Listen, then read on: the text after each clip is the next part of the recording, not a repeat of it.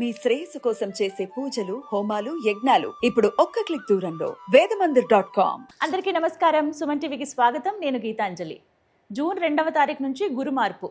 ద్వాదశ రాశుల వారికి ఈ మార్పు ఎలాంటి ప్రభావాన్ని చూపిస్తుంది, వారు ఎటువంటి పరిహారాలు చేసుకోవాలి, ఎటువంటి ఫలితాన్ని పొందుతారు, వీటి గురించి వివరించేందుకు ప్రస్తుతం మనతో పాటు ఉన్నారు ప్రముఖ ఆధ్యాత్మికవేత్త ప్రవీణ్ గొల్లమూడి గారు. వారితో మాట్లాడి మరిన్ని విషయాలు తెలుసుకుందాం. గురుగారు నమస్కారం అండి. నమస్కారం అండి. గురుగారు, జూన్ 2వ తారీఖు గురు మార్పు వల్ల ద్వాదశ రాశుల వారికి యోగాలున్నాయి, అవయోగాలున్నాయి, ఇలా మాట్లాడుతూ ఉన్నారు. సాధారణంగా గురుడు శుభగ్రహంగానే చెబుతూ ఉంటారండి. ఇంకా ఆయన అంటే శుభాలనే అందిస్తారు, మన జీవితంలో ఎన్నో మార్పులు కూడా తీసుకొస్తారని. మరి ప్రధానంగా ఈ ద్వాదశ రాశుల వారికి ఎలా ఉండబోతోంది, ఎప్పటి వరకు ఇది కంటిన్యూ అవుతుంది, వారు ఎటువంటి జాగ్రత్తలు తీసుకోవాలి, అంటే మంచి జరుగుతుందంటే ఇంకా మంచి కొరకు ఏం చేసుకోవాలి, అలాగే ఒకవేళ చెడు అవుతుంది అని అంటే కనుక మంచి జరగడానికి ఎటువంటి పరిహారాలు చేసుకోవాలి? ముఖ్యంగా బృహస్పతి మిథున రాశి నుంచి కర్కాటక రాశి వైపు ప్రయాణం అండి. కర్కాటక రాశిలో అక్టోబర్ 31 వరకు ఉంటారు. కాబట్టి ఇది కీలకమైనటువంటి సమయం. కర్కాటకం అనేటటువంటిది బృహస్పతి వారికి అత్యంత బలమైనటువంటి స్థానం. దాన్ని పరమోచ్చ భాగం అని అంటారు. ఉచ్చస్థుడై ఉంటాడు. ఉచ్చ నీచ అని రెండు రకాలుగా ఉంటాయి. ప్రతి గ్రహానికి కూడా స్థితిరీత్యా జాతకంలో ఉచ్చ అంటే అత్యంత బలము కలిగినటువంటి ఆ ప్రదేశాన్ని కర్కాటకము, అది ఉచ్చస్థితి.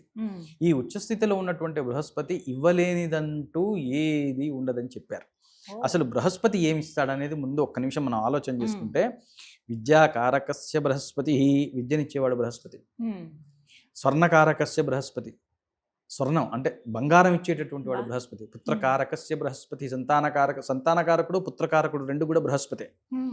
బృహస్పతి ఇవ్వలేనిదంటూ ఏది ఉండదు. ఒక చోట ఒక డేంజరస్ కాంబినేషన్ ఉంది. ఆ డేంజరస్ కాంబినేషన్ వల్ల మనకు ఒక యాక్సిడెంట్, ఒక శస్త్రచికిత్స, సీరియస్ ఇల్నెస్ లేకపోతే ఒక డౌన్ఫాలో ఉన్నప్పుడు ఆ కాంబినేషన్ని కనుక బృహస్పతి తను చూసినప్పుడు దృష్టి ద్వారా, లేదా ఆ కాంబినేషన్ మధ్యలో కూర్చున్నప్పుడు అదంతా కూడా దానికి ఉన్న పాయిజనస్ అంతా పోతుందని చెప్పారు. ఆయన దృష్టి అమృత సమానము అని చెప్పాడు.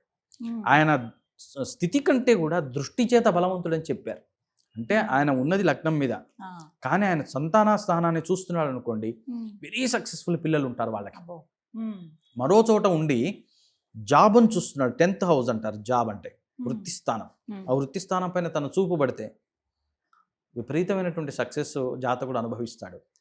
అట్లాగే ధనస్థానంలో బృహస్పతి లేకపోవచ్చు, వేరే చోట ఉండే ధనస్థానాన్ని చూశాడు అనుకోండి, అఖండమైనటువంటి ఐశ్వర్యం పడుతుంది బృహస్పతి చూస్తే అనేటటువంటిది మనకి ప్రమాణం, జ్యోతిష్య ప్రమాణం. ఇట్లాంటి బృహస్పతి ఒక్కొక్క చోట ఉన్నప్పుడు ఒక్కో రకంగా ప్రవర్తన చేస్తూ ఉంటారు. తర్వాత వృశ్చిక రాశి. వృశ్చిక రాశి వాళ్ళకు కూడా మొన్నటిదాకా చాలా ఇబ్బందికరమైనటువంటి వాతావరణం. మొన్నదాకా అష్టమ శని. ఆ అష్టమ శనిలో ఉన్నటువంటి బృహస్పతి భాగ్యస్థానంలోకి వస్తున్నాడు, లక్ష్మీ స్థానంలోకి వస్తున్నాడు. ఎప్పుడైనా సరే 1, 5, 9 ఈ మూడు కూడా మన యొక్క జన్మరాశి నుండి లక్ష్మీ స్థానాలు. ఇందాక నేను చెప్పినట్టు 1, 4, 7, 10 విష్ణు స్థానాలు, 1, 5, 9 ఇవి లక్ష్మీ స్థానాలు. ఈ లక్ష్మీ స్థానంలోకి బృహస్పతి వచ్చి కూర్చుంటున్నాడు.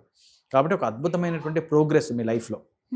మనము ఇప్పటిదాకా ఉన్నది వేరు, ఇక్కడి నుంచి మనం వేరు అనేటటువంటి ఒక రెస్పెక్ట్ ఎక్సర్సైజ్ చేస్తారు అందరూ. మీ గుర్తింపు కూడా అదే విధంగా ఉంటుంది, వైరల్ అవుతూ ఉంటారు. ఎక్కడున్నా ఒక రకమైనటువంటి ప్రెస్టేజ్. అట్లాగే మీరేం చెప్తారో అందరూ వెయిట్ చేస్తుంటారు. నెక్స్ట్ ఈయన ఏం మాట్లాడతారో, ఈయన గారు ఏం చెప్తారో విందాం. అంటే మీ స్ట్రాటజీకి ఒక మంచి గుర్తింపు అన్నమాట. ఆ విధమైనటువంటి పలుకుబడి మీకు పెరుగుతుంది.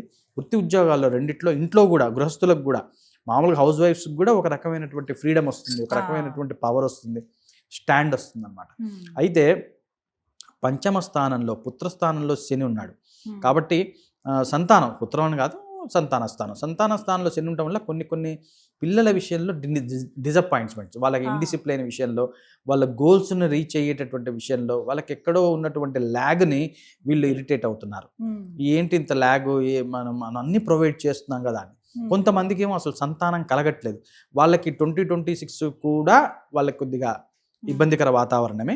సంతానం కోసం ప్రయత్నం చేసేటటువంటి వారు శని జరిగిన తర్వాత 2027 ద్వితీయార్థంలోనే సంతానం జరుగుతుంది. వృశ్చిక రాశి వారు ముఖ్యంగా సుబ్రహ్మణ్యేశ్వర స్వామి యొక్క ఆరాధన బాగా చేయాలి, దక్షిణామూర్తి యొక్క ఆరాధన ఎక్కువగా చేయాలి, కాలభైరవ అష్టకం ఎక్కువగా చేస్తూ ఉండాలి.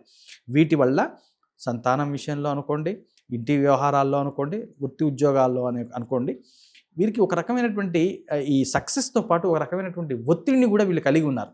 అంటే వీళ్ళకి ఇంత ఎక్స్పెక్టేషన్ ఉంది కదా నా మీద, నేనేం చేస్తాను అనేటటువంటి ఒక జంజాటం. ఈ జంజాటంలో నుంచి కాలభైరవుడు బయటికి తీసుకొస్తాడు, నర్వస్ సిస్టమ్ కూల్గా ఉంచుతాడు. ఏ రకమైనటువంటి మనం అనుకోని అన్ప్లాన్డ్ ఇబ్బందులు ఏదైతే ఉంటే కూడా స్వామివారు కంట్రోల్ చేస్తారు. ఈ విధంగా వృశ్చిక రాశి వాళ్ళకి ఈ బృహస్పతి యొక్క మూమెంట్ ఇట్లా ఉంది.